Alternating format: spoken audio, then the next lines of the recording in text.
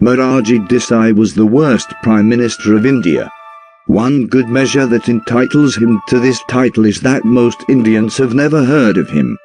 He served between 1977 and 1979 as the fourth Prime Minister of India for the government formed by the Janata Party. However, the Janata Party coalition was full of personal and policy friction and thus failed to achieve much owing to continuous in-wrangling and much controversy.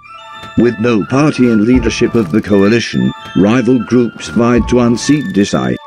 Controversial trials of prominent Congress leaders, including Indira Gandhi over emergency-era abuses, worsened the fortunes of his administration. All that can be forgiven, but he committed an act which can be construed as treason of the highest order. If a man in a lower post had done this, he or she would be hanged. Morarji Desai closed down much of India's premier intelligence agency Research and Analysis Wing RAW, reduced its budget and operations, and was personally responsible for the treachery of decimation of RAW's network in Pakistan by leaking the details of India's deep knowledge of Kahuta Project to the then Pakistani dictator Zia Ul Haq.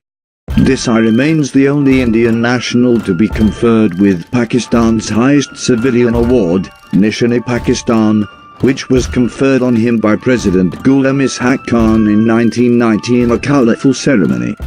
That's right. The enemy was so happy with his treason that they conferred their highest civilian award on him. Add to this the embarrassment of having the Prime Minister drinking his own urine and advocating it to others, and that about nails the coffin. In 1978, Desai, a long-time practitioner of urine therapy, spoke to Dan Rather on 60 Minutes about the benefits of drinking urine.